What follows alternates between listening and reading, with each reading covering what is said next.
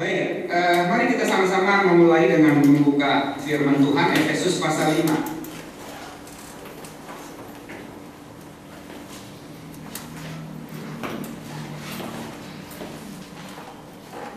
Tadi materi saya ditaruh di mana ya, Pak?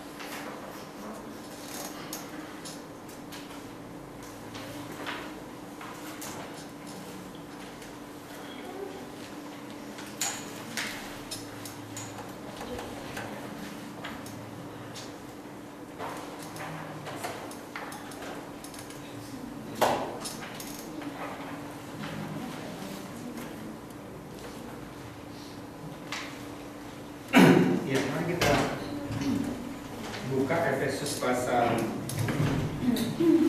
5 ayat 22 sampai pasal 6 ayat 4 ya. Saya ajak kita membacanya secara bergantian. Saya baca ayat yang genap ayat 22, Bapak Ibu baca ayat yang ganjil ya sampai terakhir pasal 6 ayat 4. Kasih Kristus adalah dasar hidup suami istri. Hai istri, tunduklah kepada suamimu seperti kepada Tuhan. Karena suami adalah kepala istri, sama seperti Kristus adalah kepala jemaat. Dia yang menyelamatkan tubuh. Karena itu sebagaimana jemaat tunduk kepada Kristus, demikian jugalah istri kepada suami dalam segala sesuatu. Hai suami, saksikanlah istrimu sebagaimana Kristus telah mengasihi jemaat dan telah menyerahkan dirinya baginya.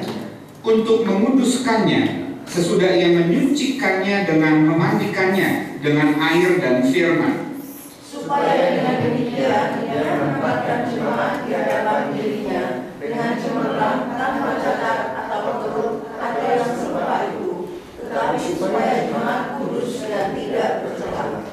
demikian juga suami harus mengasihi istrinya sama seperti tubuhnya sendiri. Siapa yang mengasihi istrinya mengasihi dirinya sendiri. Sebab tidak pernah orang membenci tubuhnya sendiri, tetapi mengasuhnya dan merawatinya, sama seperti Kristus terhadap jemaat. Karena kita adalah anggota tubuhnya. Sebab itu laki-laki akan meninggalkan ayahnya dan ibunya dan bersatu dengan istrinya, sehingga keduanya itu menjadi satu badan. Rahasia ini besar, tetapi yang aku maksudkan ialah hubungan Kristus dan jemaat. Bagaimanapun juga bagi kamu masing-masing berlaku, kasihilah istrimu seperti dirimu sendiri, dan istri hendaklah menghormati suaminya. Pasal 6 ayat 1. Hai anak-anak, taatilah orang tuamu di dalam Tuhan, karena haruslah demikian.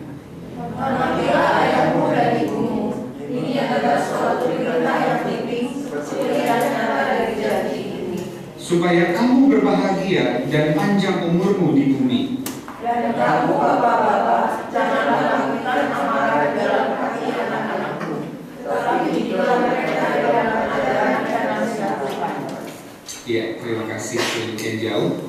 firman Tuhan. Yang berbahagia adalah kita yang mendengar firman Tuhan dan melakukannya di dalam kehidupannya sehari-hari. Bapak Ibu, satu kali di salah satu sekolah di mana saya pernah ada dan melayani, saya menemukan ada seorang anak yang kelihatan bergumul setiap kali ke sekolah, lalu mukanya itu seperti kurang tidur, tidak bersemangat ke sekolah dan sebagainya. Dan ketika saya bicara dengan dia panjang lebar, ternyata anak ini terlibat situs porno dari kelas 5 SD. Ya, dari kelas 5 SD, bayangkan sampai SMA kelas 2 terikat, tidak bisa melepaskan diri. Lalu ketika saya bicara dengan ibunya cerita, ibunya katakan bahwa kamar kami, jadi suami istri dengan kamar anak itu sebelahan gitu. Jadi si anak suka mendengar ketika suami saya marah, pukul saya, hajar saya waktu saya teriak-teriak dan sebagainya, karena suaminya suka melakukan KDRT, bahkan sampai dia pernah berdarah-darah, hancur-hancuran, sampai dia lari ke kantor polisi melaporkan hal itu. Jadi anaknya sering mendengar, menyaksikan kekasaran yang seperti itu terjadi di tengah-tengah keluarganya, orang tuanya. Dan dalam banyak hal anak ini tumbuh sebagai anak yang tidak percaya diri, kemudian mencari hal-hal yang mungkin bisa membuat dia agak lega dan segala macam, dan akhirnya dia terlibat pornografi. Walaupun ayah ibunya, atau setelah ayahnya pergi dari rumah, ibunya itu sudah taruh komputer itu di ruang tengah. Ya, jadi bukan di kamar anak itu. Itu pun katanya pagi-pagi jam 12 malam dia pikir semua sudah tidur, dia turun lalu dia buka situs porno. Ya, satu kondisi yang mengerikan, keluarga berantakan, suami istri kacau, lalu anak hidupnya menjadi seperti itu. Lalu akhirnya anak itu saya bina di dalam kelompok tumbuh bersama, PA sama saya berdua seminggu sekali. Sampai akhirnya anak ini saya ajak di dalam kelompok yang lain. Dan puji Tuhan, Tuhan menolong dia sampai bisa terlepas dari keterikatan pornografi. Jadi keluarga, orang tua harus perhatikan bagian ini baik-baik dalam kehidupan keluarga kita. Lalu saya pernah punya seorang murid yang kelihatannya emosional, bahkan satu kali dia berkata, saya mau bunuh papa saya mau bunuh papa saya. Waktu saya panggil mamanya bilang, Pak, saya ini orang yang sekarang ini mengalami seperti gangguan jiwa. Ya, jadi suaminya orang Singapura, katanya suaminya memperlakukan istri dan anak itu begitu mengerikan. Jadi anaknya waktu usia 3 tahun pernah katanya disuruh duduk di sebuah lingkaran yang dibuat oleh si papa, mungkin diameternya 1,5 meter begitu. Lalu anak disuruh duduk di situ, nggak boleh keluar dari lingkaran itu. Anak umur 3 tahun laki-laki, kalau keluar dihajar, dipecut. Lebih gila lagi adalah si bapaknya taruh mainan di sekitar luar lingkaran. Nggak usah ditaruh mainan aja, anak itu nggak mungkin tahan duduk di situ. Tapi ini dikasih mainan di sekitarnya. Begitu anaknya keluar mau ambil mainan, dihajar. Katanya saya hanya bisa lihat dari jauh, Pak. Saya ngintip, itu pun sudah tahan. Sehingga si ibunya pun dia mesti jadi pasien psikiater karena kondisi anak yang begitu. Kalau anak itu saya bina di dalam kelompok tumbuh bersama untuk bisa mengampuni ayahnya yang memang begitu kejam. Waktu saya ketemu dia sudah kelas 8. Tetapi itu dialami ketika dia masih umur 3 tahun. Saya nggak tahu, mungkin Ibu Charlotte pernah bicara di sini atau apa. Dan di sekolah kami beliau adalah direktur dari sekolah Atalia. Dan salah satu anaknya yang paling kecil itu jadi murid saya dari SMA kelas 10 sampai lulus. Dan saya bersyukur boleh melihat Ibu Charlotte dan keluarga itu menjadi keluarga yang teladan. Anak-anaknya bertumbuh dengan baik, ya, baik mental, spiritual, intelektual. Namun tidak berarti kalau dengar ngobrol-ngobrol dengan Ibu Charlotte semuanya mulus begitu. Tapi lewat proses yang begitu banyak, begitu panjang. Sampai satu ketika kita bikin seminar tentang pornografi. Ya, dalam acara open house undang orang dari daerah lain, dari luar sekolah Atalia termasuk Atalia. Lalu anaknya saya minta untuk bersaksi tentang stop pornografi gitu. Dan anaknya walaupun bergumul, Pak, kadang-kadang saya masih jatuh. Saya bilang bukan berarti kalau kita sudah terbebas dari itu lalu sama sekali tidak bisa jatuh. Tapi kemudian dia bisa bersaksi. dan jadi berkat. Dan justru kesempatan kesaksian itu mendorong dia untuk makin hari makin menang menghadapi dosa yang banyak anak remaja saat sekarang ini lakukan. Dan saya lihat anak-anaknya makasih Tuhan. Akhirnya anak saya ini, murid saya ini, dia lulusan ijazahnya terbaik di Atalia, tetapi dia memilih untuk sekolah teologi di saat ya. Jadi anak Bu Charlotte itu 2 sekolah teologi, 1 calon dokter. Bukan soal profesi anak-anaknya kelak yang menjadi garis bawah saya, tetapi saya melihat keluarga ini menjadi keluarga yang menjadi berkat. Nah, tema kita hari ini adalah tentang bermula dari sini, ya, bermula dari sini. Apa maksudnya? Kita akan belajar tentang tipe-tipe, ya, parenting, bagaimana orang tua mendidik anak-anaknya. Ada berbagai macam tipe. Yang pertama adalah yang disebut, langsung aja 3 karena Bapak Ibu juga sudah pegang itunya, materinya.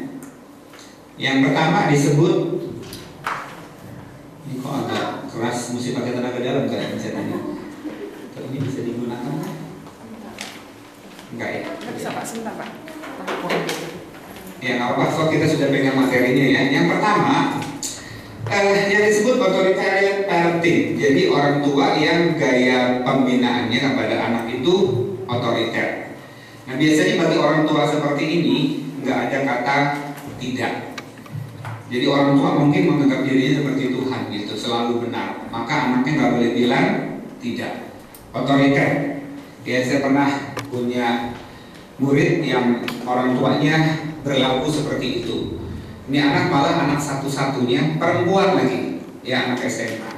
Tapi satu ketika, ya udah tahu lah saya dalam cerita, Bapak juga mengatakan, lupa saya ini orang tua yang kasar, yang begini. Padahal anak saya ini satu-satunya perempuan. Sampai satu ketika anak itu dia hajar, dia pukul, dia tonjok. Udah SMA kelas 2 sampai mukanya bengkak-bengkak. Lalu si bapak ini telepon saya, aduh Pak, maaf, anak saya pukul lagi, saya hajar, wajahnya pukul gitu, segala macam.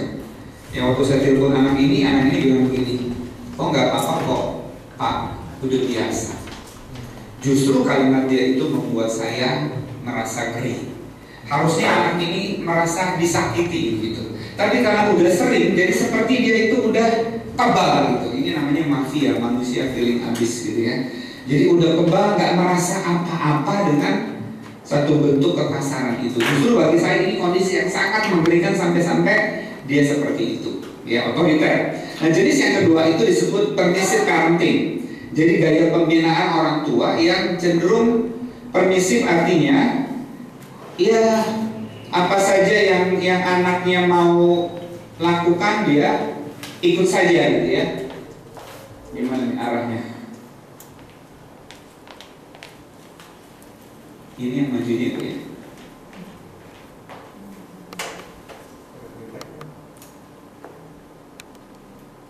Ya, jadi apa saja yang anaknya minta dia ikuti. Oh, ini tidak bisa muncul. Ya, ini biasanya terjadi di orang tua yang dua-duanya bekerja. Biasanya suka begitu. Ya, jadi seperti merasa bersalah karena tidak hadir dalam kehidupan anaknya dari pagi sampai sore atau sampai malam. Ya, akibatnya apa saja yang anaknya minta dia kasih. Ya, ini juga ya, makasih. Ini juga bahaya yang kurang lebih sama dengan otoriter itu gitu. Jadi anaknya mau apa aja, oke. Anaknya mau minta apa aja, oke. Ini juga kondisi yang mengerikan. Yang kedua, yang ketiga yang diharapkan yang namanya bentuk pembinaan orang tua yang alkitabiah, biblikal. Ya, bagaimana ia menerapkan apa yang Alkitab ajarkan untuk membentuk anaknya, membina anaknya. Saya kenal satu keluarga juga jemaat GKI Kuitang. Ya, anaknya berapa ya? 7 atau 8 gitu. Lalu papa mamanya itu cari nafkahnya dengan jualan kue dari pintu ke pintu. Ya, sederhana sekali bawa kue dari pintu ke pintu. Tetapi mereka yang mendidik anak-anaknya dalam kebenaran firman Tuhan. Anaknya juga bertumbuh di gereja, ya, melayani di gereja. Bahkan kemudian anak-anaknya secara akademik juga sukses. Bahkan ketika bekerja pun mereka menjadi orang-orang yang menurut saya juga sangat sukses. Ada yang jadi direktur, salah satu direktur Toyota, ada yang menjadi pemilik perusahaan besar. Tetapi yang saya mau garis bawahi adalah anak-anaknya semuanya menjadi anak-anak yang takut akan Tuhan dan melayani Tuhan secara luar biasa. Ya, jadi bukan bentukan yang memaksakan kehendak, tetapi membiarkan anaknya bertumbuh, tetapi semuanya didorong untuk mengenal Tuhan. Rasa saya kita semua ingin menjadi orang tua yang ketiga ini, ya, yang lebih menerapkan biblical parenting itu sendiri, gitu ya. Udah mau saya kita pencet situ aja. Iya, makasih. Iya, itu jenis-jenisnya. Jadi kita ini termasuk yang mana nih, ya? Yang anaknya masih kecil, mungkin masih mikir-mikir, kelak saya jadi orang tua yang kayak apa? Kita yang sudah punya anak, ada remaja, pemuda, bahkan ada yang belum menikah, sebenarnya kita terapkan yang mana? Yang sejauh ini. Kemudian, apa sih yang dimaksud dengan keluarga? Ya, sebelum saya sampai pada definisi itu, saya pernah menghadiri pertemuan kepala sekolah se-Jakarta waktu saya masih kepala sekolah di Jakarta. Gubernur waktu itu adalah Bapak Suryadi. Ini dalam rangka kampanye, sebenarnya ujung-ujungnya kampanye waktu itu tahun 98. Dia bilang, dia mulai pidatonya dengan berkata, saya baru pulang dari pertemuan di Beijing, saya bawa oleh-oleh dari Beijing. Salah satunya adalah definisi keluarga, dia bilang begitu. Dia berkata, keluarga adalah laki-laki dan perempuan yang mengambil keputusan untuk hidup bersama. Saya pikir nggak ada masalah dengan definisi itu, setuju. Definisi yang kedua adalah keluarga adalah laki-laki dan laki-laki yang mengambil keputusan untuk hidup bersama. Pernikahan sejenis juga disebut keluarga. Yang ketiga, keluarga adalah perempuan dan perempuan yang mengambil keputusan untuk hidup bersama. Ini pertemuan internasional, Bapak Ibu. Ya, berarti orang-orang dari berbagai negara, para gubernur mendapat definisi yang mengerikan tentang keluarga. Ya, makanya kemudian sekarang ini di banyak negara ada yang namanya pemberkatan pernikahan sejenis.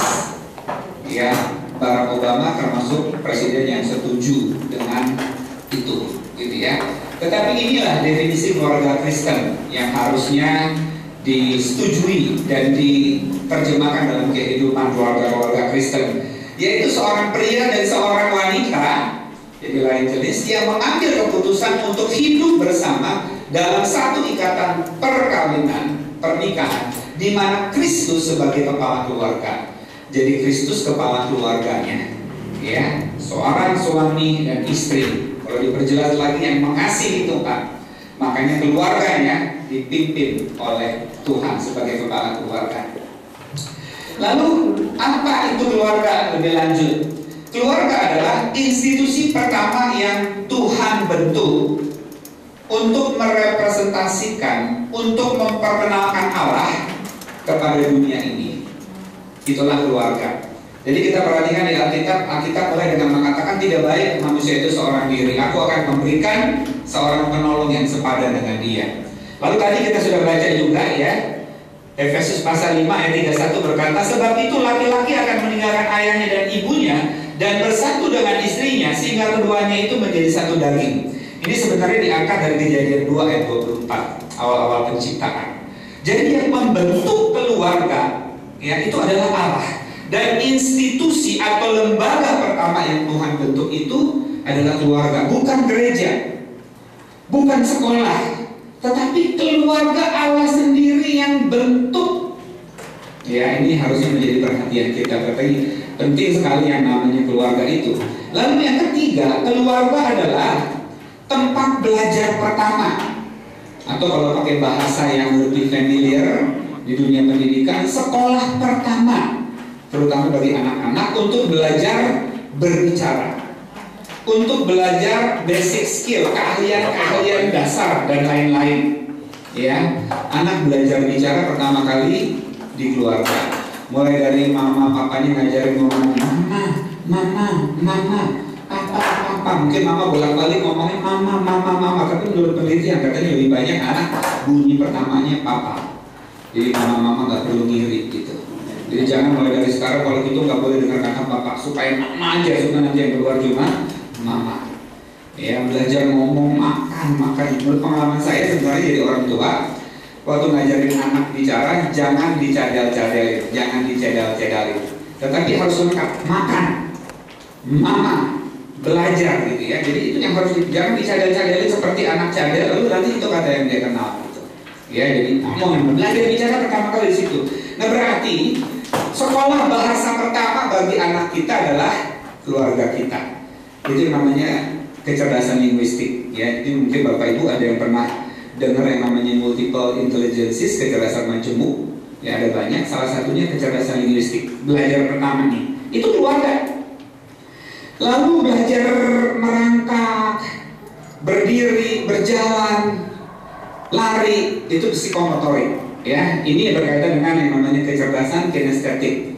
Ya, suka orang ngomong begini di sekolahan nih, ada banyak orang tua juga banyak guru nggak ngerti gitu ya. Mereka bilang gini, oh anak ini jagonya cuma basket doang, dia bukan anak pintar di pelajaran. Berarti dia nggak ngerti yang teorinya Paul Gardner tentang kecerdasan majemuk, bahwa kecerdasan yang Tuhan ciptakan kepada setiap anak ya bisa beda-beda gitu ya. Ada kecerdasan kinestetik seperti Michael Jordan itu kalau lempar bola basket gitu ya, kalau free throw tembakan itu yang di belakang garis itu mungkin 10 kali lempar 10-10-nya masuk. Kita 10 kali lempar 12 kali nggak masuk. Bayangin tuh lempar 10 kali nggak masuknya 12 kali. Orang lain yang lempar kita tepat jadi nggak masuk jadi 12 kali. Kenapa Michael Jordan bisa lakukan itu? Kenapa yang namanya Maradona kan dananya begitu luar biasa? Dia punya kecerdasan kinestetis. Sehingga di sekolah kami di Atalia semua anak cerdas. Ini cerdasnya matematik, ini cerdasnya bahasa Inggris, ini cerdasnya fisika, ini cerdasnya IPA, ini cerdasnya makan. Makan juga sebuah kecerdasan Bapak Ibu. Anak kecil disuruh makan kan susah kan? Sampai orang tuanya doa siapa? Untuk anaknya makan. Jadikan pokok doa di banyak gereja, tolong doakan anak saya nggak doyan makan. Sehingga anaknya cungkring banget, badannya kayak papan pengumuman gitu ya. Kalau ada timpanannya naik dia kayak layangan. Jadi bisa makan itu kecerdasan Bapak Ibu, jangan salah. Maka di sekolah kami semua anak cerdas. Makanya ketika perayaan ulang tahun ke-15, 20 semua anak tampil. Lalu ulang tahun yang ke-15 1.100 anak tampil semua. Kalau di sekolah lain yang tampil yang mana? Oh yang jago nyanyi, yang jago drama, yang dilatihnya gampang. Sehingga anak kita yang tidak termasuk itu gak pernah tampil. Sehingga kita orang tuanya ngeces saja gitu, ngeces ngiler anak orang lain tampil terus. Tapi di Atalia, saya gak lagi promosi karena sekolah saya jauh di Serpong, Bapak Ibu gak mungkin kesana gitu ya. Semua anak tampil, semua, karena salah satu moto kita adalah no one left behind, gak ada seorang pun yang tertinggal. Sehingga semua anak punya kebanggaan. Walaupun ada yang cuma tugasnya cuma jadi penjaga pintu, begini dong yang berdiri dari awal sampai akhir. Tapi itu peran yang dia mainkan, ya. Itu berbagai macam kecerdasan. Jadi kecerdasan psikomotorik juga di tengah-tengah keluarga itu yang mereka pelajari dan lain-lain. Ya, pendek kata itu sekolah pertama. Lalu yang berikut lagi kita bicara dengan berawal dari sini karena memang banyak awalnya. Yang berikut sekolah atau tempat belajar pertama untuk saling mengasihi. Jadi sekolah karakter yang pertama di mana? Di sekolah. Di rumah. Makanya sekarang ada juga yang mengatakan begini. Ya ini banyak sekolah mengambil alih peran keluarga. Kayak sekolah kami pun ada orang yang melihatnya dari sisi negatif.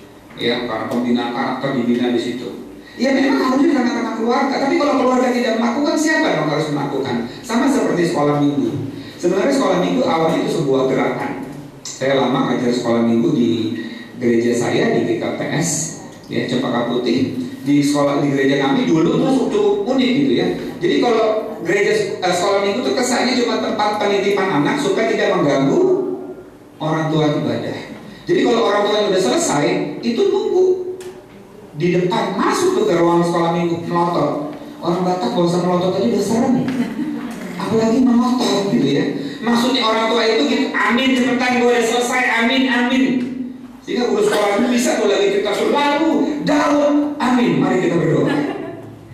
Saya bilang ini orang tua sudah nggak mendidik anak-anaknya di rumah, sudah menyerahkannya kepada gereja, masih berlakunya seperti itu. Tapi sekarang mereka sudah berubah.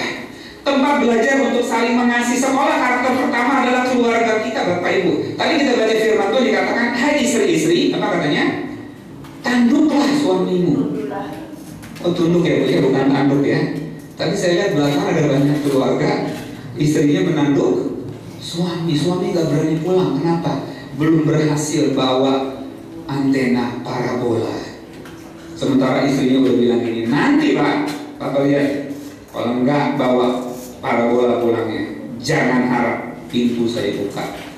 Ya, lihat tuh kakak-kakak semua sudah punya parabola. Kita yang punya cuma para panci. Parabolanya nggak ada. Ya, itu berarti istri-istri menanduk suaminya. Alkitab berkata, hai istri-istri, kamu harus menjadi the helper bagi suami. Ya, tapi istri-istri berubah. Istri-istri berubah jadi the herder bagi suami. Suaminya ketakutan, istrinya galak. Karena sekarang banyak suami ikut organisasi istri, suami takut istri. Organisasi itu katanya makin berkembang. Karena istri-istri not to be the helper, but to be the herder. Suami-suami nggak mau kalah set. Ayat tadi sudah kita baca berkata, hai suami-suami, bukan kasihilah istrimu, tapi kastilah istrimu. Tahu nggak kasti Bapak Ibu? Boleh debok. Iya, maka istri-istri didebok oleh suami-suami. Itu yang saya cerita tadi itu. Anaknya dengar ya, ibunya dipukulin terus oleh suaminya, oleh bapaknya. Dia nggak berani berantem di luar sama laki-laki normal, dia beraninya sama istri. Sehingga saya suka bilang laki-laki yang pukul istri adalah laki-laki yang mungkin, sorry to say, coward, pengecut, gitu ya. Alkitab katakan istri tunduk kepada suami seperti apa Bapak Ibu? Seperti jemaat tunduk kepada Kristus. Lalu suami mengasihi istri seperti Kristus mengasihi jemaat, bahkan mengorbankan nyawanya. Mana yang lebih berat?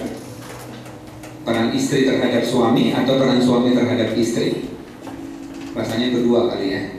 Seperti Kristus mengasihi jemaat. Kalau jemaat mengasihi Kristus, seringkali kita lihat lalai yang menjadi taat, tetapi Kristus mengasihi jemaat tidak pernah lalai, bahkan dia mengorbankan nyawanya.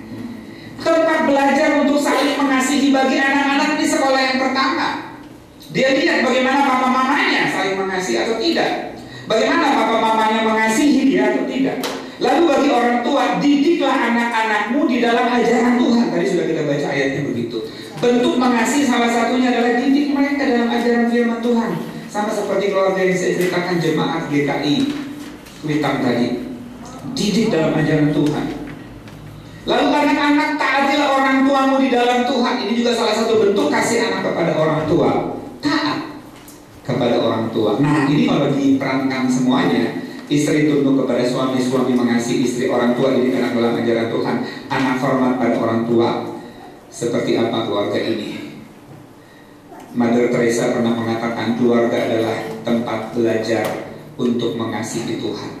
Mulai dengan mengasihi anggota keluarga, lalu mengasihi Tuhan. Itulah keluarga. Saya ulangi, sekolah karakter yang pertama bagi anak-anak. Dia lihat papa mamanya gimana saling mengasihi mama papanya kepada dia.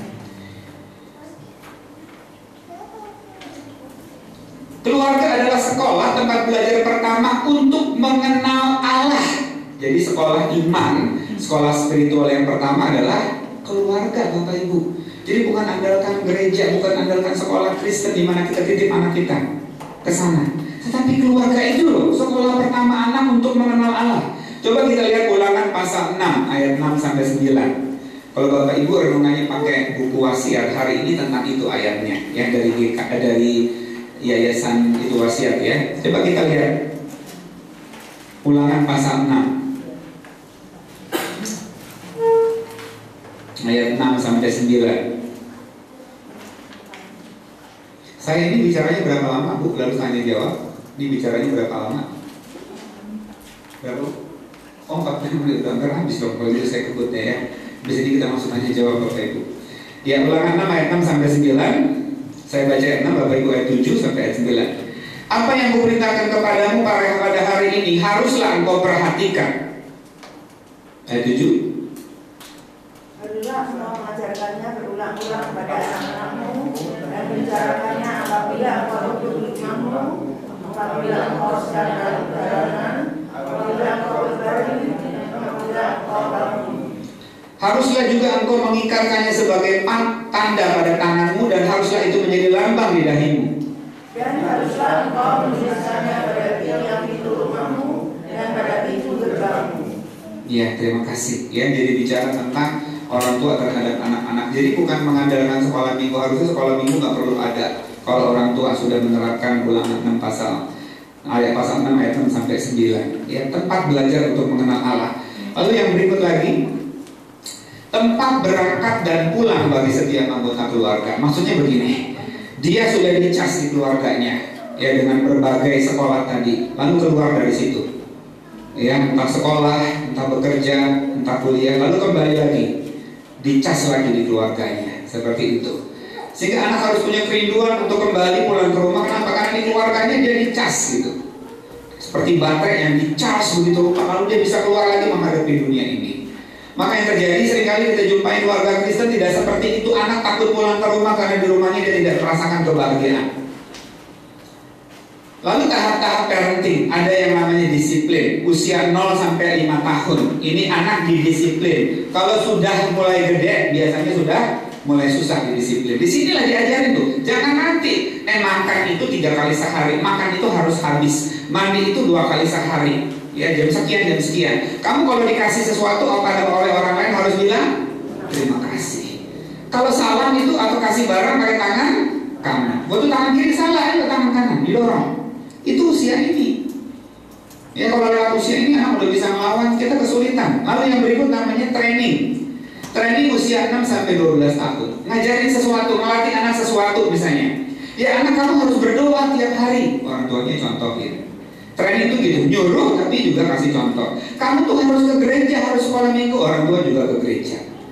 Ya. Kalau anak disuruh ke gereja, orang tuanya di rumah, gimana dia bisa ikut? Tiap hari kamu mesti baca Alkitab misalnya. Ya, walaupun Alkitabnya mungkin pakai bahasa sehari-hari, mungkin saat teduhnya pakai kidi, ya, yang untuk anak-anak kecil itu bukunya gitu. Orang tuanya juga saat teduh. Jadi ngajarin sambil memberi contoh, itu training. Yang ketiga, tahap yang namanya coaching, 13 sampai 18 tahun. Anaknya bermain di lapangan, dibiarkan main, orang tuanya di luar garis. Jadi nggak ikut main lagi, cuma dari luar aja kasih tahu. Iya, tendangan kamu udah betul, tetapi kurang keras. Yang dribble kamu tadi kelamaan, dari luar tuh. Apa yang udah dilatih, biarin anak terapkan. Ketika anaknya punya masalah, ada friksi dengan temannya di sekolah, dia cerita, terus kamu lakukan apa, gini, bagus, cuma kurang gini. Jadi jangan get involved, jangan terlibat terlalu banyak lagi, kita di luar garis. Karena udah mulai melatih mandiri kepada anak kita. Baru yang keempat, tahapan yang namanya friendship gitu. Baru temenan itu di atas 18 tahun. Kalau masih anak di tahap disiplin atau training, kita coba terapkan itu atau coaching, sering-sering yang terjadi anak kita terus nggak ngerti batasnya. Ya, nama orang tua itu mesti gimana, jadi malah melunjak gitu. Ya, tapi kalau di usia sekian setelah melewati menerapkan 3 tahap sebelumnya, anak jadi teman tukar pikiran, anak bisa bertukar cerita dengan kita, ini tahapnya seperti ini. Ya, kita coba terapkan dalam kehidupan kita. Kemudian peran orang tua di tengah-tengah keluarga, ya. Ada beberapa, saya catat ada 10. Yang pertama menjadi role model. Role model artinya kita jadi contoh. Tadi secara umum sudah saya katakan, ya. Jadi contoh yang anak lihat gitu. Seperti apa kita? Saya pernah punya murid yang ketika saya panggil anak ini terkenal anak yang keras, tukang berantem, ya. Kemudian celakanya, ya, SD itu orang lain 6 tahun, dia 9 tahun gitu. Yang lain SMP 3 tahun, dia 5 tahun. Nah, ketemu saya di SMA, puji Tuhan 3 tahun dia selesai. Waktu itu saya pernah panggil dia, dan ketika saya ngobrol panjang lebar, dia suka dipukulin sama ayahnya. Ya, waktu dia tarik celananya, anak laki-laki ini banyak bekas daging-daging, kayak daging-daging tubuh. Rupanya dari kecil anaknya mainnya, orang tuanya mainnya rotan. Bahasa disiplinnya rotan. Bapaknya itu seorang supir truk antar kota, seperti itu. Sehingga anaknya pun bertumbuh menjadi orang yang kasar. Kita mau jadi anak kita seperti apa? Contohnya dari kita. Yang kedua, mencukupi kebutuhan keluarga, finansial, spiritual, emosional. Ini peran orang tua. Jangan lupa, bukan cuma finansial, bukan cuma spiritual, tapi emosional juga. Dan perannya peran dua-dua. Seringkali ada banyak keluarga salah. Yang dipikirkan oleh orang tua begini, laki-laki si bapak apa? Finansial. Yang lain-lain urusan siapa? Ibu. Itu keliru. Ayah juga berperan untuk spiritual, emosional. Satu kali dapati seorang pemuda umur 20 tahun, waktu WTC belum ditabrak teroris, yang WTC di Amerika sana, ada seorang anak meninggal dunia bunuh diri.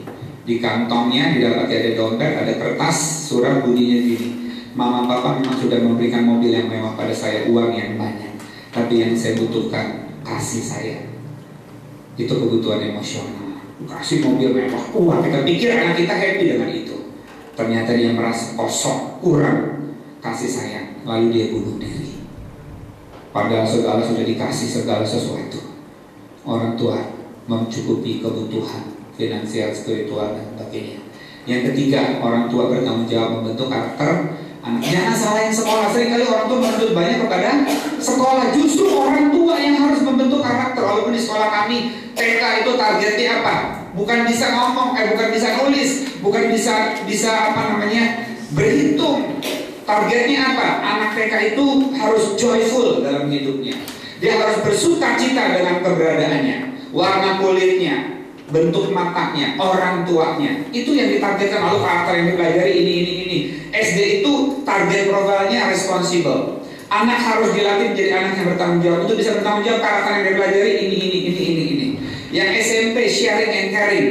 Jadi kalau sekolah lain, misalnya promosi tentang sekolah, dia ngomongin ujian nasional, lulus 100%, peringkat 3 DKI, olimpiade emas biologi tingkat dunia. Kalau di sekolah kami bukan itu. Yang kami promosikan adalah anak akan dibentuk menjadi anak yang care, yang peduli akan orang lain dan berbagi. Karakter yang belajar ini. Yang keempat, SMA, influencing and contributing. Anak-anak dilatih menjadi orang yang mempengaruhi orang-orang di sekitar secara positif dan memberikan sumbangsi yang nyata. Yang pelajari karakternya wisdom, resourcefulness, lalu encouragement-nya seperti itu. Jadi karakter, tapi sebenarnya ini harus dilakukan oleh orang tua. Anak diberi semangat, anak didorong supaya dia menjadi anak yang berani menghadapi persoalan-persoalan hidup. Karakternya tekun, rajin, itu orang tua yang harus lakukan. Yang keempat adalah menyadari adanya perbedaan siklus kelahiran. Nanti gini, Bapak Ibu harus sadar bahwa Bapak Ibu itu lahir 25 tahun lebih dulu minimal dari anak kita. Berarti zamannya beda. Saya pernah ke rumah teman saya itu, keluarga yang dibentuk gayanya gaya Belanda gitu ya, waktu saya masih SMP. Jadi kalau makan di situ, itu nggak boleh bicara sementara makan, nggak boleh ngobrol. Lalu sendok nggak boleh bertemu dengan piring. Berarti nasinya dilemparin, tangkap gitu ya. Lauknya ikan dilempar, jadi ikan terbang, ikan gabungan begitu. Tapi memang dia makan, nggak boleh ketemu. Tapi kalau itu dipaksakan kepada anak sekarang, nggak mau makan dia. Orang tuanya udah main kapal-kapalan aja pakai sendok, ngangkat, mesti tutup mulutnya. Lewatin sendok dari bangku. Artinya gini, kita harus belajar kondisi anak remaja sekarang. Kalau anak kita remaja seperti apa, supaya tahu cara deketin anaknya. Dulu kata bonyok artinya apa Bapak Ibu? Di zaman kita babak belur gitu ya. Sekarang apa? Bokap nyokap gitu ya. Bokap nyokap ya. Nyolot waktu itu kita katakan nyolot itu, wah dia marah nih lagi nyolot. Kalau sekarang nyolot itu jadi karakter. Dia tuh orangnya nyolotan. Aduh, saya bingung. Makanya dipelajari. Jadi kita harus mempelajari itu. Ada perbedaan siklus kelahiran, jangan bilang ini. Dulu mama begini, dulu papa begitu. Itu kan mama dulu, itu kan papa dulu. Nah ini penting nih ya. Lalu yang berikut lagi, mengizinkan anak berbuat salah. Kita sendiri sebagai orang tua masih berbuat salah nggak Bapak Ibu? Iya, tapi ini kalau anaknya salah, ngampungnya luar biasa, langsung anaknya dikuliahin 3 SKS gitu kan. Ada loh yang saya kenal di salah satu sekolah, anaknya waktu SD dapat angka 80 di bawah 90, dijemur di panas matahari. 90 biasa, 80-an dijemur. Dulu papa mamanya berapa sih waktu anaknya? Jangan-jangan ngomong terus gitu ya. Izinkan anak berbuat salah. Ketika dia coba bawain minuman ke bapak ibu, itu masih kecil, ada gemeteran sampai tumpah di depan kita. Itu karena terjadi saya dengar kesaksian begitu tumpah depan orangnya, tumpah. Dasar kamu, memang kamu gak pernah bisa pegang barang, tumpah sama bikin malu papa. Anak yang lagi gemeteran itu yang udah coba mengasihi papa dengan cara itu langsung dia ketakutan. Anak yang seperti itu akhirnya gak akan pernah bisa percaya diri karena melulu disalahin sama orang tuanya. Sehingga ketika di sekolah dia nggak percaya diri, belajar nggak percaya diri, ulangan seringkali blank. Maaf, jangan-jangan di rumah suka dibentak-bentak. Ya jangan bilang dulu saya dibentak-bentak sama orang tua saya, buktinya saya kuat. Itu kita, anak sekarang beda loh. Ya dalam hal mental seringkali mereka tidak mampu menghadapi yang seperti itu. Yang keenam adalah memberi pujian lebih banyak dari kritikan. Kalau mau jujur, kita lebih banyak kasih apa Bapak Ibu? Kritikan. Begitu anaknya salah sedikit, bangun tidur si ibu langsung tapi waktu anaknya bagus, biasa. Papa mama juga dulu begitu kok. Sering main drama, disuruh nyanyi, ulangannya bagus, biasa. Waktu kita membentuk, cara pembentukan kita seperti itu, anak kita juga keluarnya jadi tukang kritik, juga seringkali tidak percaya diri. Bahkan dikatakan pujian itu mereka butuhkan lebih banyak daripada kritikan. Yang mengatakan 2 kali lipat lebih banyak. Kritik boleh, tetapi pujian harus lebih banyak supaya anak kita pede. Anak saya berdua itu pedenya minta ampun. Sampai kadang-kadang kami menahan pedenya dia gitu ya. Jadi mau baru belajar satu lagu gitu ya, main gitar waktu dia masih SD kelas 3, udah tampil di sekolah. Saya sendiri pun belum berani tampil dengan apa yang saya siapkan lagu baru, dia langsung berani tampil. Jadi kalau saya pelayanan kemana-mana, nanti Amos nyanyi ya, nanti Amos jangan, belum siap. Saya sibuk menahan dia untuk tampil berani. Ya, tolong kita dorong anak kita dipuji sedikit aja. Kayak dulu siapa tuh ya, yang di televisi tuh yang suka bilang, wah ini gambarnya bagus, di TV dulu acara TV. Dino Sidin. Iya, Dino Sidin, semua bagus sama dia. Harusnya kita juga gitu, dari sudut pandang anak, bukan sudut pandang kita. Aduh kamu bagus ya, bikin langit warnanya merah, bagus ya. Salah, kamu harusnya biru. Bukan itu, biarin dia bikin langit warna merah. Mungkin gambaran papanya yang marah terus gitu ya, merah langitnya. Menerima anak apa adanya, jangan dibanding-bandingkan. Apalagi kalau kita ngomongin gini, kepada cicinya, dedeknya, kokonya ya nggak boleh dibandingin, apalagi dengan orang. Jadi saya di sekolah waktu umur 28 tahun. Makanya kalau ada orang tua suka bandingin dengan stop, jangan bandingin anak itu. Bandingin anak itu dengan potensinya sendiri, bukan dengan orang lain. Makanya sejak tahun 2003 kurikulum berpindah dari kurikulum yang biasa disebut kurikulum 86, 96 dan segala macam, itu dirubah menjadi KBK, kurikulum berbasis kompetensi. Kompetensi anak itu, bandingkan hasil dia dengan kompetensi dia. Makanya yang satu-satu nanti bisa ngomong gini, aku dapat 5 gak apa-apa mah, teman-temanku 3. Terus kita ngomongnya gimana? Ya kan, makanya jangan bandingkan dengan anak orang lain, tapi bandingkan dengan potensi. Kamu kamu bukan cuma 5 bisa sebenarnya, kamu juga bisa sampai angka 8, tapi kamu gak pernah mau lihat belajar. Dorongnya ke situ. Lalu kalau kita bandingkan sama dedenya, ya kan tuh lihat dedenya tuh juara terus tuh, nomor 1 dari atas kamu, nomor 1 dari bawah. Nanti dia bisa berasa gini, iya emang yang paling disayang dia bukan aku paling bodoh sedunia. Jangan-jangan aku anak pungut, bisa begitu loh Bapak Ibu. Ya pada tujuan kita membandingkan supaya anak kita dimotivasi, tapi lebih banyak hasilnya negatif daripada positif. Apalagi bandingkan dengan anak lain. Tuh anaknya si itu tuh, tetangga kita tuh udah pinter, rajin, rohani, juara. Terus anaknya dalam hati bilang, gue juga pengennya bapakku kayak bapaknya gitu ya, nggak marah-marah kayak lo. Tapi anak kita nggak berani ngomong kan. Nanti kalau kita dibanding-bandingin, kita nangis bombay guling-gulingan. Anak kita dengan entengnya banding-banding. Terima dia apa adanya. Itu anak kita seperti apapun dia. Dengan kita menerima anak kita apa adanya, justru dia bisa bertumbuh maksimal. Dia lihat, dia tidak dibandingkan dengan siapapun, tapi dia dibandingkan dengan potensi dia. Nah, kamu matematiknya 90, harusnya bisa 100. Karena belajarnya Bapak lihat kamu cuma sebentar. Coba tekun. Gitu caranya Bapak Ibu. Yang ke-8, menyatakan kasih dengan bahasa yang jelas. Bahasa yang jelas tidak selalu bahasa verbal. Nah, Papa sayang kamu. Kita lihat anak kita tipenya kayak apa. Ada yang tipenya mungkin audio, dengar omongan kita gitu. Ada yang tipenya apa, mesti dipegang, mesti dipeluk. Ada loh saya jumpai anak murid yang gak pernah dipeluk papanya. Akhirnya apa? Di sekolah dia paling benci sama guru yang namanya laki-laki. Selalu cari gara-gara. Anak ini pintar, pernah juga dipeluk tapi dipaksa sama mamanya. Dan kelihatan tuh peluknya mungkin bukan peluk, malah mau dipiting, mau dibanting kayak ya. Ya bahasa saya dengan anak saya peluk. Tiap pagi itu saya pijit-pijit dia 15 menit sambil saya doain.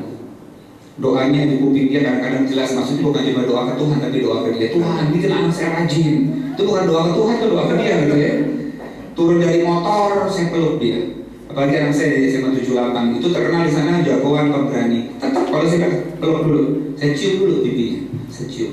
Mungkin dia pikir tadi saya anak mahir, saya cium dia nggak berani nolak cium. Satu kali di jalanan saya turunin, saya cium pipinya, Ada seorang ibu tua melihat saya. Begitu anak itu menuju sekolahnya, ibu itu bilang begini, "Pak, sayang banget ya Pak sama anaknya." "Iya Bu." Waktu dia tanya itu saya jadi terharu. Anak kita mungkin cari perhatian di luar karena dia tidak merasa di rumah disayang oleh anak. Coba perhatikan bahasa yang jelas bagi anak kita, bahasa kasih kita seperti apa. Menyediakan waktu yang cukup untuk anak. Apakah kita sediakan waktu? Alasan kita seringkali apa? Cari duit. Tahu nggak Bapak Ibu bunyi kereta dari Jakarta ke Bogor? Nggak pernah dengar ya? Bunyi kereta begini, duit, duit, duit, susah, susah, susah, susah. Orang Batak sama orang Chinese kurang lebih sama. Orang tuanya suka ngajarin anaknya begini, kamu cari duit yang banyak, habis itu semuanya beres. Jangan pacaran dulu, nanti kamu belajar yang pintar, juara, nanti kerja bagus. Tuh nanti cewek ngantri di rumah setiap malam minggu, mulai dari BMW sampai BMO juga ada. BMO itu BMO Bapak Ibu. Tanpa disadari kita lagi memotivasi anak kita untuk belajar, tapi ujungnya adalah duit segala-galanya. Duit segala-galanya. Hati-hati, sediakan waktu untuk anak kita. Mereka butuh. Ya nanti mungkin kita jawab, kita akan bisa lihat lebih banyak. Yang terakhir, sedia memberi dan meminta maaf. Saya lihat di sini tidak semua anak yang masih kecil-kecil. Ya, kalau ketika anak kita makin tumbuh, ini penting. Kalau kecil-kecil kan waktu mereka nakal, kita anggap apa? Lucu-lucuan. Walaupun sebenarnya ketika salah harus tetap salah, bukan lucu-lucuan. Karena nanti kalau udah gede udah nggak lucu lagi. Bahkan itu jadi karakter dia. Misalnya suka lempar-lempar, wah papanya kena bola, wah tahu bapak, lucu ya. Berikutnya dilempar bola, nancep di sini. Walaupun kita tahu anak kita nggak ngerti, tapi tetap ditegur. Nah, itu nggak boleh, itu bahaya. Ya, lalu ketika kita makin gede kan ada yang saya jumpai tadi murid saya itu musuhan sama bapaknya 3 bulan nggak mau ngomong. Ya, jadi penting sekali memberi maaf, penting sekali meminta maaf. Orang tua pun bisa meminta maaf pada anaknya. Dan itu tidak tabu. Bahkan ketika kita sebagai orang tua tulus minta maaf, anak kita juga akan belajar. Iya ya, kalau saya salah saya harus minta maaf. Papa mama aja juga begitu, suami istri juga begitu. Anak juga, orang tua ke anak begitu, dia belajar. Nah ini dia, belajar banyak hal di tengah-tengah keluarga, bukan belajar dari luar. Nah kita akan masuk dalam tanya jawab dengan kalimat terakhir saya adalah keluarga yang kuat akan menghasilkan gereja yang kuat. Gereja yang kuat akan berdampak menjadi negara kita, negara yang kuat. Sebenarnya kalau ditelusuri negara yang kacau itu diturunin keluarganya juga berantakan. Keluarga pejabat-pejabat itu kan banyak yang berantakan belakang, kita lihat tuh ya. Kasus anak mantan Kapolri, anaknya si anu, keluarganya kacau. Ya, makanya ketika jadi pemimpin juga kacau. Kalau bicara gereja juga gitu. Kalau keluarga-keluarga itu kuat, dampaknya ke gereja. Maka penting sekali gereja membina keluarga-keluarga. Jadi seminar-seminar seperti ini harus banyak diberikan dan harus dimotivasi untuk banyak orang tua, keluarga-keluarga untuk menghadiri pembinaan. Saya lalu bicara tentang bullying di GKI Galaksi. Ngomong sama anak-anak, tapi berikutnya orang tua minta saya ngomong tentang bullying juga di tengah-tengah orang tua. Karena ternyata banyak orang tua tanpa disadari melakukan juga bullying. Bullying itu tindakan kekerasan mentang-mentang yang melakukannya merasa punya power lebih berkuasa dari orang itu. Yang lalu di GKI Surya Utama itu ngomong tentang anak-anak remaja terhadap orang tuanya. Anak-anak remajanya sama saya, orang tuanya sama ibu siapa waktu itu. Jadi memang penting sekali bicara gereja kepada keluarga gitu, supaya keluarga yang bertumbuh itu dampaknya ke gereja. Baik, sampai di sini ada yang Bapak Ibu ingin tanyakan atau kasih tambahan, silakan.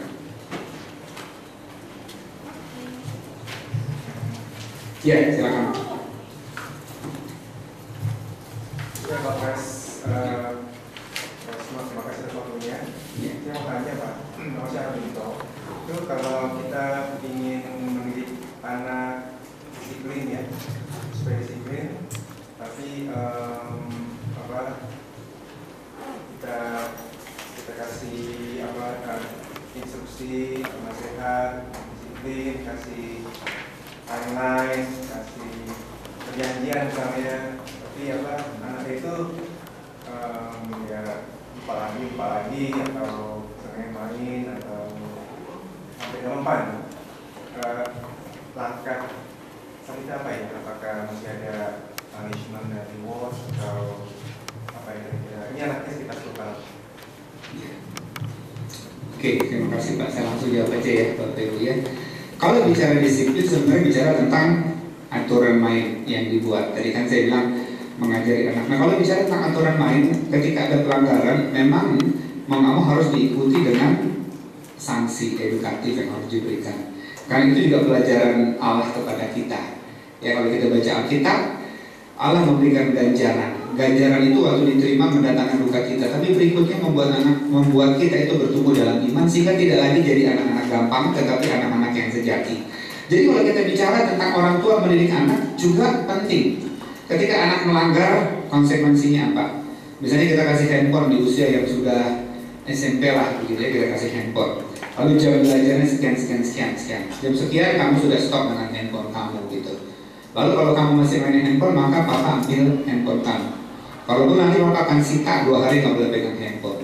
Nah hati-hati, waktu kita mengatakan sanksi kita harus sadar sanksi yang kita katakan itu memang bisa kita terapkan. Jangan kita tidak bisa terapkan. Nanti ketika kita lihat anak kita melanggar lalu kita nggak bisa terapkan, anak tahu bahwa ternyata itu cuma omongan doang gitu. Ya saya sendiri pun terus-menerus sama istri itu gagal juga gitu ya menghadapi murid-murid saya. Mungkin kalau tanya Agus, wah itu saya ditakuti banget sama murid-murid gitu ya. Jadi kalau saya lewat, bayangannya aja lewat, anak udah langsung haleluya gitu ya. Langsung beriman semua gitu kan. Sampai di sekolah saya di PK Tomang dulu tuh pernah banjir, anak-anak ada 40 orang nggak bisa keluar dari situ, Greenfield. Sampai nginep di lantai 3 di ruang audiovisual. Ya, sama wakil saya ditemenin, saya udah keburu pulang. Lalu jam 9 malam air masuk ke lapangan olahraga, tapi nggak masuk ke ruangan saya. Ada satu anak nyelotok begini, mana berani itu air masuk ke ruang maha suci. Jadi ruangan saya disebut ruang maha suci gitu ya. Jam 11 malam air masuk ke ruangan saya. Ada seorang anak bilang, inilah tanda-tanda akhir zaman. Jadi memang perlu ada sanksi. Kalau nggak ada sanksi, anak nggak belajar dari situ. Tapi juga jangan berlebihan. Kemudian juga ada reward gitu ya. Jadi selain ada sanksi, tetapi ada penghargaan yang kita berikan. Jadi anak ngerti balansi itu. Mungkin kadang-kadang boleh jadi sih Pak. Kadang-kadang kita terapkan, oke, kali ini ada pengampunan supaya mereka juga belajar tentang anugerah. Tapi jangan, kali ini pengampunan. Besok lagi kali ini pengampunan, kali ini pengampunan. Maka anak mengatakan, nggak ada hukuman di situ. Anak saya waktu dia masih 3 tahun, setiap kali dia bandel dia laporin ke saya gitu ya, sama mamanya sama tantenya. Langsung saya bilang, kenapa kamu gitu? Saya marahin dia. 3 tahun. Dia jawab begini, baru pulang udah marah-marah. Rumah saya di Bekasi, ngajar di Triana atau waktu itu di IPK, jawabannya begitu. Berikutnya saya dilaporin lagi dia bandel. Saya nggak marahin, saya bilang begini, lain kali jangan begitu lagi ya Mang ya. Ya Mang itu Pak gitu ya, anak kesayangan gitu lagi Mang ya Pak ya. Iya Pak. Begitu dia bandel, tantenya bilang nanti dilaporin Papa. Dia jawab begini, paling Papa cuma bilang lain kali jangan bandel lagi Mang ya sayang ya. Bohwak Bapak Ibu ngadepinnya gitu ya. Sehingga saya harus menggunakan lutut saya untuk berdoa, minta hikmat dari Tuhan. Jadi artinya gini, gak melulu hukuman. Kalau melulu hukuman nanti dia akan belajarnya seperti dalam hidup ini soal kerja melulu. Kalau melanggar ada hukuman. Kalau ini maka akan ada reward yang diberikan. Tetapi kadang-kadang mungkin ada anugerah yang kita berikan. Jadi anak itu belajar, Papa sebenarnya konsekuen. Tetapi kadang-kadang ada pengampunan, ada anugerah Allah di situ. Akhirnya tadi saya belum garis bawahi. Sebenarnya peran ayah itu sangat pentingnya apa salah satunya? Ayah ini menjadi gambaran Allah. Karena kita menyebut Allah kita Bapa. Maka banyak anak tidak hidup di dalam Tuhan karena contohnya terutama dari Bapa. Bukan berarti kemudian ibu-ibu berkata, kalau gitu saya boleh bebas, boleh tiap pagi bukan berarti itu dua-duanya, tapi utamanya Bapak itu memang sangat-sangat pengaruhnya besar ya. Karena pernah satu kali teman saya cerita lagi khotbah di salah satu kampus, dia bilang Allah itu Bapak yang mengasihi kita. Seorang mahasiswi teriak, tidak lagi perhatian. Ketika dia deketin, dia tanya, ternyata papanya bersikap kasar dan seterusnya. Saya nggak bisa cerita banyak anak-anak di tempat ini. Akhirnya gambaran tentang Allah yang mengasihi itu nggak bisa diterima. Kenapa? Bapaknya nggak kayak begitu di rumah. Makanya kan di gereja tertentu ada khotbah dengan tema hati Bapa. Walaupun itu agak lebay-lebay juga gitu. Tapi betul hati Bapa itu paling tidak dalam proporsi yang benar itu memang harus jadi perenungan. Bapak itu imam dan segala macam. macam. Itu sesuatu yang penting sekali. Makanya peran bapak itu yang memimpin keluarga, yang utamanya Kristus, bukan ibu. Saya pernah nih manggil murid, orang tua saya panggil suami istri harus ketemu saya. Karena anaknya laki-laki tapi bawelnya luar biasa. Saya panggil, yang ngomong mamanya terus. Saya bilang, bu, tutup dulu. Saya mau dengar suamimu ngomong. Diam, cek. Saya bilang gitu, langsung ibunya dia. Lalu bapak ngomong, saya bilang pantes ya, anaknya laki-laki kayak begitu, mamanya ini bawelnya ini, tahu dia ketawa gitu ya. Bu, latihan, berikan bapak yang mimpin. Kalau yang mimpin ibu itu enggak kita dia. Kalau enggak kita dia, bagaimana berkat Tuhan mengalir di situ. Dorong aja suami kita, kalaupun memang belum itu berani, kalau perlu jorokin gitu biar nyusruk sekalian gitu kan, kecebur sekalian biar dia mainkan perannya sebagai bapak. Harus begitu, jangan diambil alih. Kalau diambil alih pasti kacau. Saya punya keluarga yang kacau itu, saudara saya, yang mimpin ibu, sampai anak-anak lawan bapak. Bapaknya disuruh beli rokok, Pak, beli rokok Pak. Bapaknya disuruh beli rokok. Satu kali bapaknya disuruh bangunin itu bapakmu tuh belum bangun, sekian anaknya masuk, Pak bangun Pak, keluar lagi, Papa nggak mau bangun. Berapa menit kemudian disuruh lagi anaknya, tuh bangunin Papa, bangun Pak, udah nggak bangun bapak ibu, mati, pembuluh darah pecah. Ya kalau kita istri yang memimpin, nah itu siap-siap gitu ya kehilangan suami gitu ya, karena memang yang kita dia suami yang memimpin. Ya seperti itu Pak. Jadi memang harus dan memang nggak langsung terjadi. Saya ini kan cukup efektif di sekolah. Anak yang bandel, bapak sama anaknya berantem di dapur kejar-kejaran, bapaknya pakai pistol, anaknya pakai pisau. Keluarga besar nyerah. Anak saya dulu kecelakaan, berdarah, ke dokter nggak mau. Begitu saya datang ke dokter, ya Pak, nurut. Tapi menghadapi anak sendiri tidak semudah itu. Saya harus gunakan lutut saya, kadang-kadang saya gagal. Karena dia tahu kan kalau di sekolah kan anak nggak tahu hati saya persisnya. Kalau di rumah kan dia tahu. Paling papa habis marah-marah. Nanti begitu aku tidur mungkin habis disabar, begitu tidur langsung papaku melihatku dengan mata berkaca-kaca. Lalu aku dipeluknya, padahal aku belum tidur, aku pura-pura tidur gitu kan. Papa nyesel kok habis hukum aku kok. Dia tahu Bapak Ibu. Ya jadi tidak semudah itu, tapi terus lakukan. Terapkan, lama-lama kita belajar. Yang penting kita latihan konsistensi, gitu ya Pak ya. Oke, ada lagi yang lain? Ada lagi yang lain? Saya pernah baca di sebuah renungan harian, itu buku Saat Teduh namanya kalau nggak salah, tentang seorang ibu yang sempat marah kepada Tuhan karena sejak anaknya di dalam kandungannya dia udah doanya bahkan panjang sampai nanti anaknya kuliah. Siapa yang menjadi roommate-nya, siapa yang menjadi teman sekamarnya, ini berdoain padahal anaknya masih di perut. Berarti itu kan beberapa belas tahun yang akan datang. Anak saya pun saya udah doain dari masih di perutnya, di perut ibunya, supaya nanti kelak istrinya seperti apa, supaya menjadi istri yang baik kepada mertua. Maksudnya kami berdoa gitu ya, supaya gak disia-siakan ditaruh ke panti asuhan gitu kan. Itu didoain dari perut tuh, berarti masih 26 tahun yang akan datang pun udah didoain. Nah ini katakan dia udah berdoa begitu lama, tiba-tiba waktu anaknya kuliah, roommate-nya, teman sekamar dia, ini beda daerah atau beda negara bagian saya lupa gitu. Malah yang sekamar dengan dia adalah seorang yang sedang masuk pusat rehabilitasi narkoba. Wah dia kecewa sama Tuhan. Udah didoain dari perut kok ternyata Tuhan jawabnya berbeda. Waktu dia ngomong kepada anaknya jawab begini, Ma, mungkin juga Ma, ibu dari anak ini juga mendoakan hal yang sama. Dan Tuhan jawab ya bagi ibu anak ini. Yaitu Tuhan berikan seorang anak teman roommate yang mengasihi Tuhan, itu sayang. Dan Mama gak usah khawatir, aku bisa mempengaruhi anak ini supaya bertobat.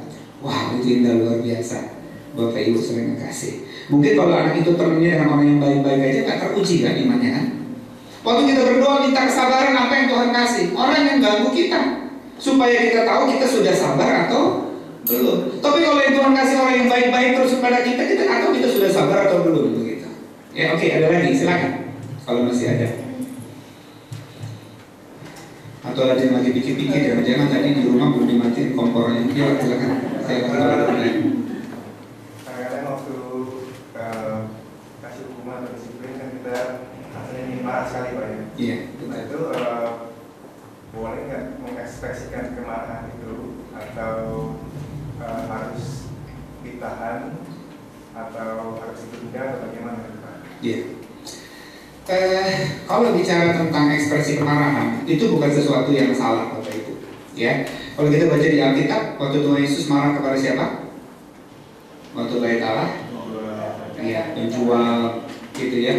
Itu sebenarnya kemarahan Tuhan sampai sebegitu besar. Itu tidak sesederhana yang kita bayangkan. Konteksnya waktu itu orang jualan binatang, itu di dalamnya juga ada yang namanya pungli atau korupsi.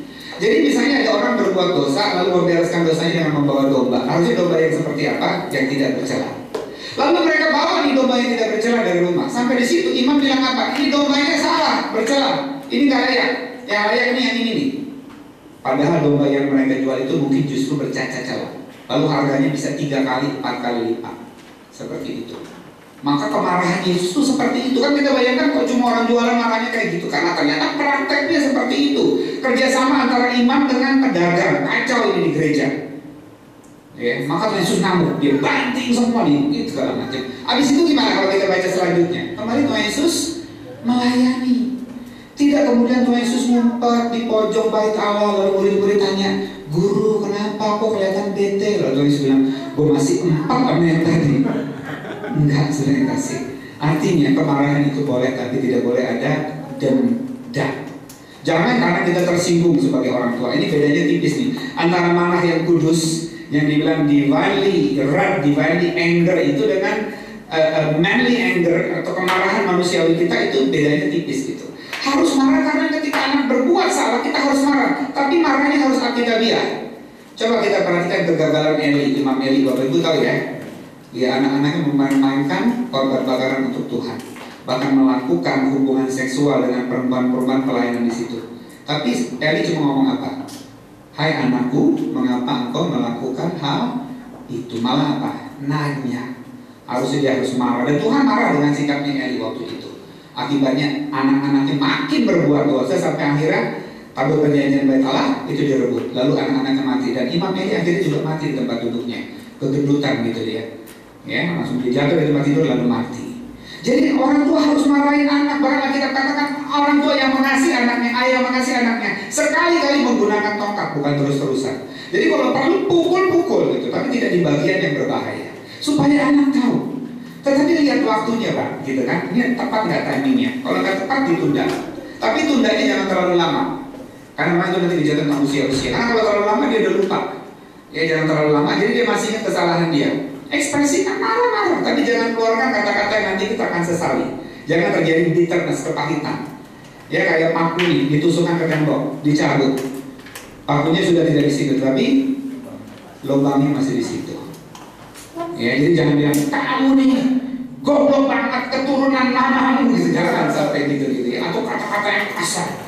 Goblok lu, tolol lu, apa lu anak siapa lu? Ya anak Anda, anak siapa lagi gitu kan? Kan orang tua setelah punya anak kan suka kehilangan akal. Kan lagi gendong bayi, ini anak siapa? Ini anak siapa? Padahal anak dia masih ditanya-tanya gitu ya.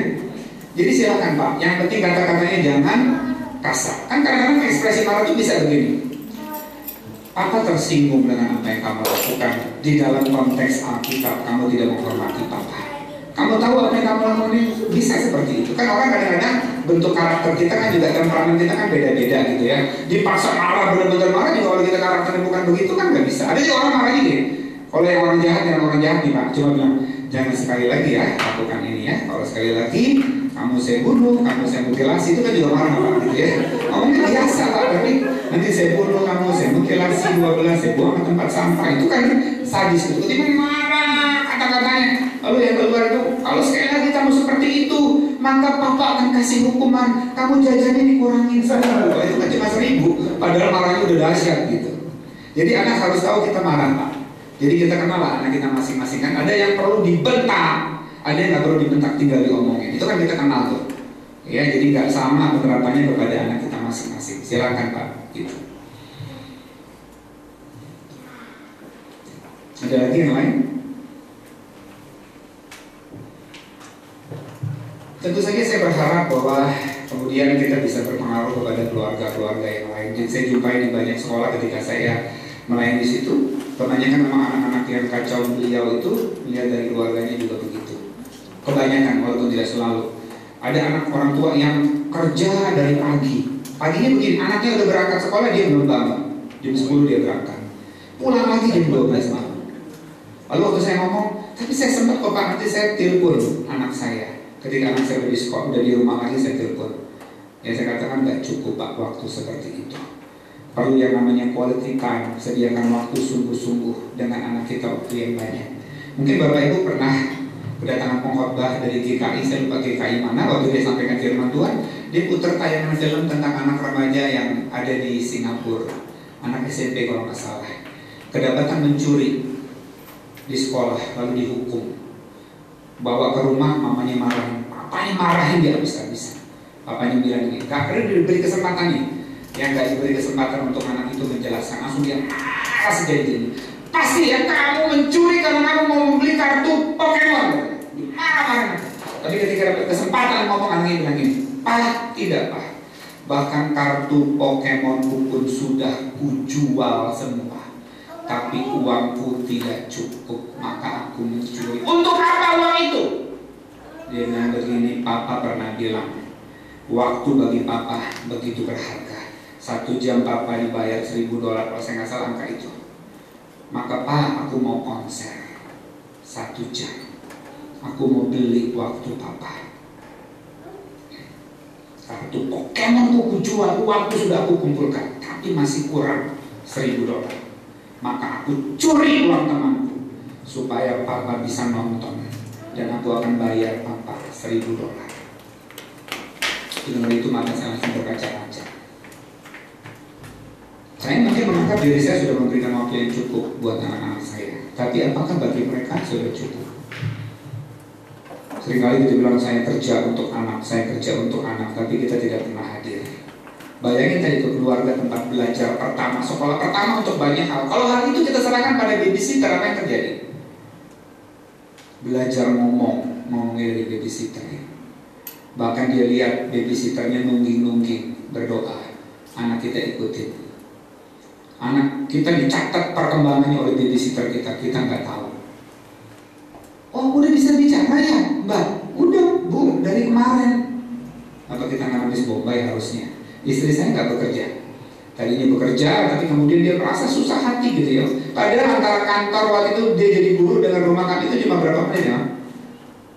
5 menit. Itu udah nangis-nangis terus gitu. Akhirnya dia memilih untuk tidak bekerja lagi gitu, untuk mendampingi anak-anak. Memang kalau kita bicaranya kurang, sebenarnya berapapun kurang. Apa sih cukup Bapak Ibu? Definisi cukup, bahasa Inggrisnya bilang gini, enough is a little bit more. Cukup itu apa? Kurang sedikit lagi. Kita bilang, Pak Presno, aduh penghasilan kami sekeluarga 10 juta per bulan, kurang Pak. Nanti kalau udah 15 juta baru cukup. Suami saya aja yang kerja, saya nggak kerja. Begitu 15 juta bilangnya apa? Kurang. Nina Wang, seorang wanita Hong Kong terkaya nomor 1 di antara wanita-wanita yang lain se-Asia. Bahkan kekayaannya lebih besar dari kekayaan Ratu Elizabeth dari Inggris, yaitu kalau dirupiahkan 38 triliun. 38 triliun. Tapi dia bilang apa? Dia merasa dirinya miskin. Sampai-sampai dia hanya mau menggunakan uangnya per bulan. Kalau dirupiahkan 4,5 juta perak. Di Hong Kong 4,5 juta perak. Buat beli apa? Mungkin makan pagi di warteg, makan siang warteg, makan malam warteg. Pada 38 triliun itu 38 juta. 38 ribu juta itu baru 38 miliar. Hartanya begitu banyak tapi merasa miskin. Ya memang belakangan pergumulan keluarga sekarang gitu ya, dua-duanya kerja. Akibatnya apa? Kita nggak melihat perkembangan anak kita. Apa yang diajarkan oleh babysitter kita nggak tahu. Jangan-jangan udah diracunin banyak. Sekarang ini saya kasih tahu Bapak Ibu, banyak anak yang bertumbuh jadi anak yang ADD, ADHD. ADD, ADHD itu anaknya nggak bisa konsentrasi sebentar. Lalu dia sibuk main-main. Itu saya di salah satu sekolah yang saya pernah ada, itu ada 10 orang di situ. Dari murid yang kurang lebih cuma 400 ada 10 orang. Sekarang ini makin tambah. Jangan-jangan nih, ini karena banyak orang tua yang kerja lalu anak ditaruh di babysitter kasih obat penenang. Mungkin saya nggak tahu. Atau kurang perhatian, orang tuanya nggak pernah perhatian, pembantu kasih perhatian seperti apa. Akibatnya anak itu bertumbuh jadi anak ADD, anak ADHD. Nah itu jangan sampai kita menyesal ya. Kalau kita menyesal, uang itu udah banyak nih. Ya, di semua bank ada uang kita, di Bank Presno Sarapi harganya pun juga ada uang kita gitu ya. Tapi anak kita kemudian kacau, gak bertumbuh. Karena sekolah pertama adalah keluarga. Tapi bukan habis saya ngomong gini semua istri-istri di sini mengundurkan diri dari kantor. Ya, tapi paling tidak kita gumuli bagian itu, penting sekali. Ya. Saya akan akhiri firman Tuhan kalau tidak ada lagi pertanyaan dengan dua kisah yang bagi saya menarik untuk kita renungkan sama-sama. Yang pertama adalah tentang seorang pendeta Papua. Dia ada di Papua. Lalu ada tim dari Jakarta kasih ceramah tentang bitterness, tentang kepahitan. Di tengah-tengah ceramah disampaikan, Bapak pendeta ini nangis terus. Wah, nangis itu kayak sedih banget. Sampai rupanya dia nggak tahan lagi. Di tengah-tengah khotbah dia berdiri. Dia lari maju ke depan ke mimbar. Dia teriak, saya benci papa saya mau bunuh dia. Kaget semua. Pendeta kok benci papanya, mau bunuh papanya. Dia keluarganya kacau juga, sama jemaat juga kacau. Lalu tim dari Jakarta yang datang melayani lalu berkata, Pak ada apa? Kenapa Pak? Lalu dia cerita, saya anak kepala suku di Irian. Waktu saya umur 9 tahun saya bandel sekali. Saya suka nyuri babi papa saya. Papa saya kaya, babinya banyak. Satu ketika papa saya tahu saya mencuri babinya. Lalu saya dihukum digantung, dipukulin pakai kayu dari pohon. Saya teriak, ampun Pak sakit, ampun Pak, diam kamu, ampun Pak sakit, diam kamu, dipukulin terus. Kalau kamu nggak mau diam, saya bunuh kamu. Dia terus nangis karena sakit, dipukulin terus. Bener loh, bapaknya ambil pisau. Tiba-tiba kupingnya dipotong sampai putus. Lalu dia disuruh memakan kupingnya sendiri. Dan anak ini makan kupingnya. Jadi, Pak, saya benci papa saya mau bunuh dia. Lalu mereka bilang, mau nggak kamu lepas daripada kemarahan ini? Saya mau tapi saya nggak bisa. Kamu harus mengampuni papamu, kamu harus mengampuni papa. Lalu mereka doakan, dipeluk.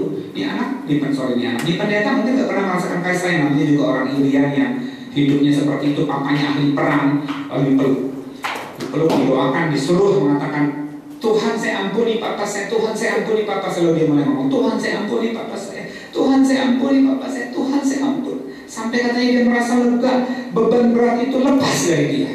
Lalu mereka doain katanya. 2 hari kemudian katanya papanya tiba-tiba datang naik pesawat. Di sana kan jarak-jarak jauh tuh naik pesawat. Nggak ada yang hubungin bapak itu.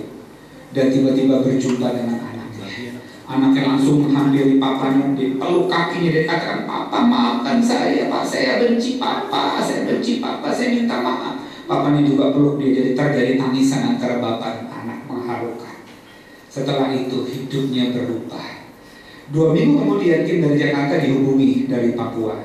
Sekarang pendeta ini keluarganya harmonis, sama jemaatnya juga harmonis. Setelah apa? Setelah bisa mengampuni. Mungkin ada di antara bapak ibu yang punya pengalaman, ada kemarahan di sini. Kalau belum kita bereskan, itu tanpa kita sadari, kita juga bisa lakukan yang sama kepada anak-anak kita. Kalau dulu kita merasa orang tua kita malah menyakiti hati kita dan kita belum mengampuni, ya kita tersakiti, kita mengalami kepahitan. Kalau kita belum bereskan di hadapan Tuhan, nanti itu bisa kita lakukan juga pada anak kita tanpa kita sadari. Bereskan dari sekarang. Terakhir, seorang anak namanya Daniel, umur 9 tahun, ini terjadi di Amerika. Itu suka lihat papanya membersihkan mobil. Jadi papanya itu kepengen sekali punya mobil, pendeta di Amerika, sampai akhirnya bisa beli mobil dengan berikan DP. Ya, jadi pendeta ini bisa punya mobil, baru bayar DP, tiap bulan dia mesti cicil. Jadi setiap hari tuh mobil itu disayang banget gitu. Setiap hari dibersihin, dicuci, anak itu lihat gitu. Satu ketika katanya si bapak sakit, nggak bisa cuci mobil. Lalu anaknya bilang gini, Pak, boleh nggak Pak, aku cuci mobil papa? Aku kan sayang sama papa. Papa kan nggak bisa cuci mobil, papa sakit, aku aja ya. Papanya kaget, pendeta ini kaget. Lalu dia bilang gini, kamu bisa? Bisa kan, setiap hari aku lihat papa cuci mobil. Oh ya udah, makasih anakku ya. Anak laki-laki namanya Daniel. Lalu si bapak ke kamar, lalu anak ini mulai cari air, cari sabun, lalu dia cari waslapnya itu ya, pakaiannya. Dia cari-cari nggak ada air, ada di dapur. Nah di Amerika orang membersihkan cuci piring itu dengan alat semacam itu ya, kain tapi ada kawat-kawatnya. Dia pikir ini bisa. Bapak bayangkan ini akan mencuci mobil gitu ya. Lalu ini nggak ngerti kan, dikasih sabun, baru tutup langsung dia. Dia belum lihat karena masih ada busanya. Sampai semuanya diperak mobil baru disayang banget sama pendeta, masih dicicil. Lalu begitu dia semprot, Langsung dia berkata, oh my goodness, ternyata baret dia ketakutan. Tapi lebih banyak dalam bayangan dia betapa sedihnya si papa yang sangat sayang sama mobil ini dan saya sudah merusaknya. Dia lari ke kamar papa, ya ada apa sayang? Papa, aku kan sayang papa, aku mau bantu papa, aku bersihin mobil papa, tapi sekarang merusak. Kaget bapak itu, dia lari ke depan, dia lihat mobilnya baret-baret. Bapak bisa bayangkan, anak bapak itu langsung marah, dia akan segera menghukum anaknya. Dia masuk ke kamar dulu, dia berdoa. Waktu dia berdoa katanya, dia seperti dengar Tuhan ngomong begini, manusia memang hanya melihat nampak luar, tapi tidak bisa melihat hati. Anakmu sudah merusak mobilmu, tapi tujuannya adalah karena dia mengasihi engkau. Tiba-tiba pendeta ini nangis. Bayangan dia sudah siap menghukum anaknya yang sudah membuat dia marah, mobil kesayangan rusak. Tapi tiba-tiba suara Tuhan mengatakan, anakmu mengasihi engkau. Begitu dia keluar dari kamar, dia lihat anaknya sedang di pojok menggigil ketakutan. Pada samperin anak itu, dia bilang, sini nak, mobil itu memang amat sangat papa sayang, tapi papa lebih menyayangi kamu daripada mobil papa. Kamu papa ampuni, dia peluk. Ini kisah sejati yang ternyata merubah banyak orang. Bapak Ibu, anak kita adalah anak-anak yang jauh lebih kita sayangi dari harta kita, dari pekerjaan kita dan lain-lain. Mari kita urus anak-anak kita dengan baik di hadapan Tuhan. Jangan sampai kita menyesal. Banyak kesaksian itu, seorang anak minta dimandiin oleh mamanya. Mama, tunggu mama, ada urusan penting, besok papa mampas kasih mandiin kamu. Begitu dia pergi, tiba-tiba dia dihubungin, anaknya meninggal dunia. Dia menyesal sekali. Karena itu permintaan anak yang terakhir, minta dimandiin oleh mamanya. Tapi mamanya menunda sesaat. Ternyata anaknya sudah menutup mata. Anak-anak kita ada di hadapan kita sekarang, mari bentuk mereka. Sadari keluarga di mana kita ada, tempat anak kita belajar banyak hal untuk pertama kalinya. Amin. Tundukkan kepala, kita berdoa.